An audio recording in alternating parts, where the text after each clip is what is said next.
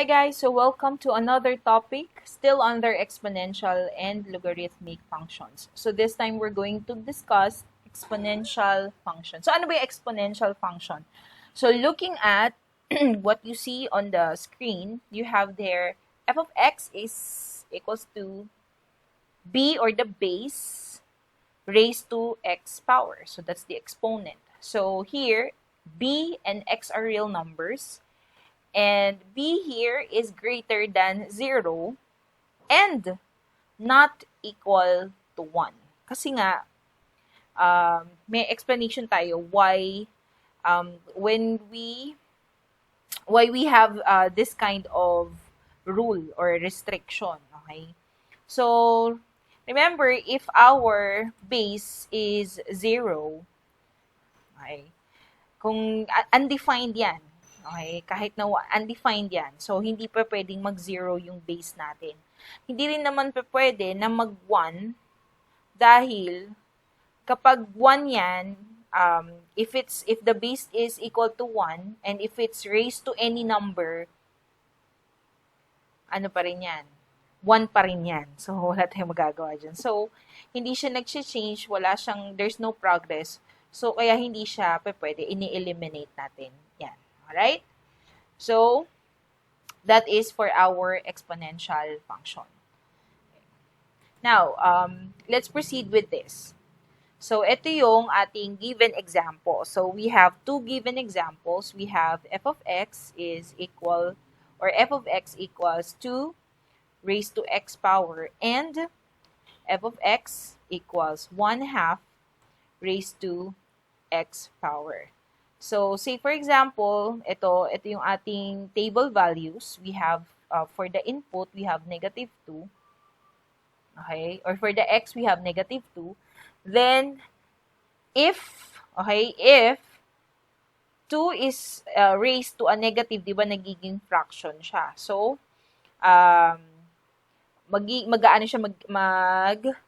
reciprocate. Magiging 1/2 to the 2 power. So, dun nagiging positive. Kaya, ang sagot dito ay 1/4.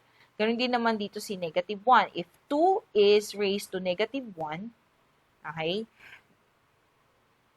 magiging, to change it into positive, magiging 1/2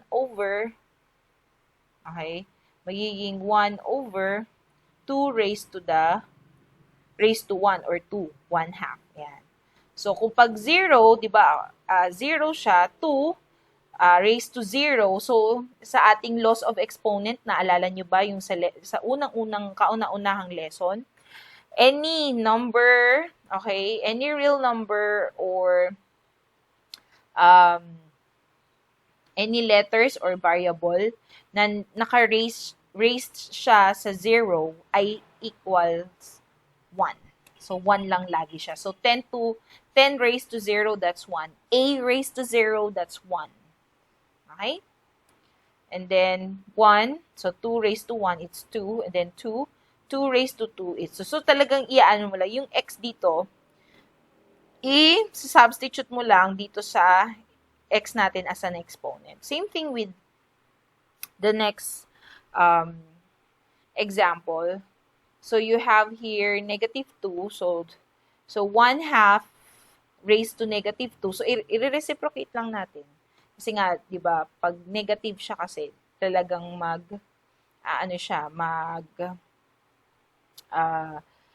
magiging fraction siya para lang mag-positive. So, since ito ay fraction na, so, magiging 1/1/2. So, 1/1/2 squared, okay? Then, magiging 1/1/4. So, 1 times 2. So, numerator 2, denominator. Okay, so, numerator na 1. Okay, so, may 1 dito. 1 times 4 ay 4/1 or 4. So, ganun. Then, -1. So, ito ay -1. So, dahil negative siya, magiging gagawin natin siyang positive, so magkakaroon dito ng parang numerator na 1/1/2, okay? Or 1/2 raised to 1. Okay, so magiging 1 times 2 ay 2. Magiging numerator itong ano na yan, itong denominator na yan once we multiply. And then so on and so forth. Okay. So, dito naman, kaya naging 1/2 kasi 1, okay? So, 1/2. O, pag 2 naman, 2, so ito 1 raised to 2, 1 pa rin over 2 raised to 2 ay 4. So, 1 over 4. So, ito ang graph. Ganito ang itsura niya. Okay? Ganito ang itsura niya. So, this blue line, okay, is for y equals to 2x, okay? And then, ito namang isa ay 1/2 over x. Now, let's evaluate.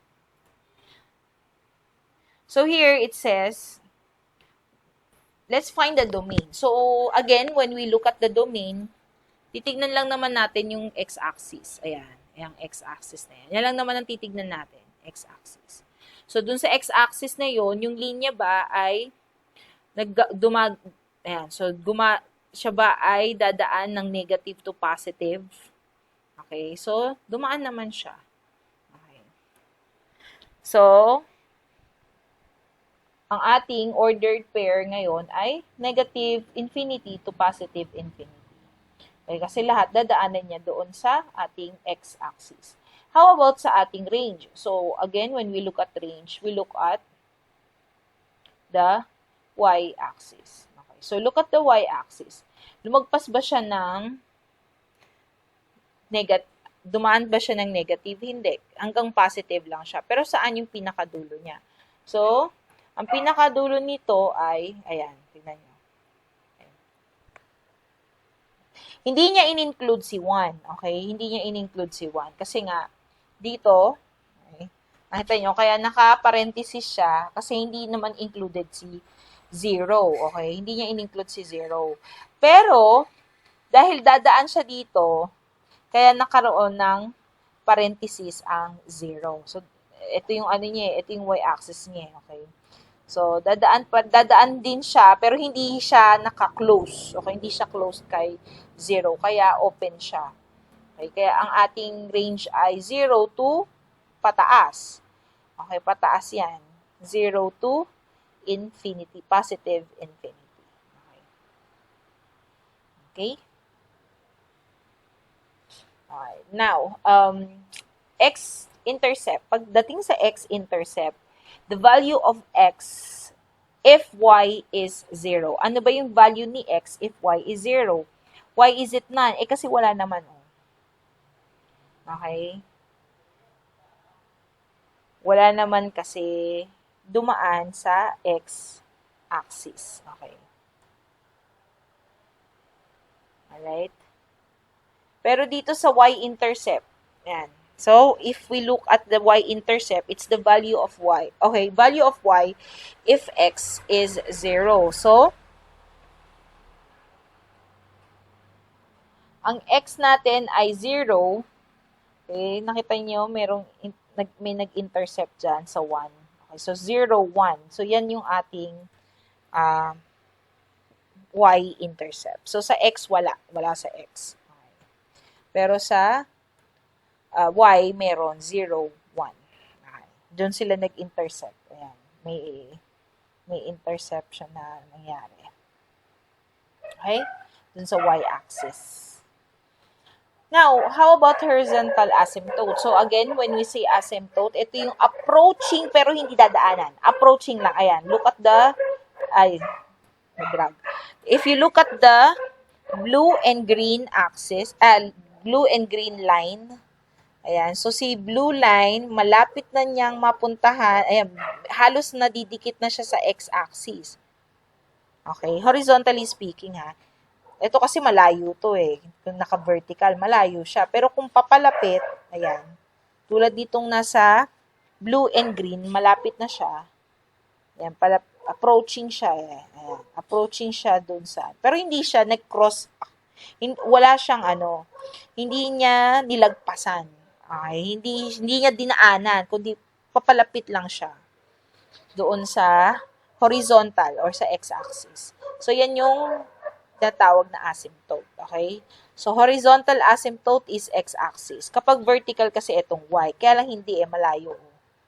So, ito, mas palapit siya. Okay, yan yung asymptote. So, kaya x-axis ang sagot siya. Next is, the graph passes through 1, b, and negative 1, okay, over, negative 1, tapos 1 over b. So, ito naman ay, ano to? Ito yung mismong formula. Okay? Ito yung mismong formula. Okay? Ito yung mismong formula. So, ano ba yung b natin? Ano ba yung base? Going back to the given. Ano ba yung given natin? Nagpas tayo. Ito pala. Ito yung given natin, di ba? So, ano yung base dito? Ayan. So, yung b. So, yung 2. Yan. So, ang sagot dito ay 1, 2. Okay? And negative 1, 1 over 2. Yan yung sa first example natin.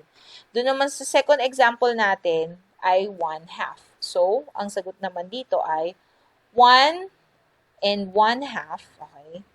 And negative 1, ito, 1 over 1/2 or 2. Ayan. So, 1 and 1/2.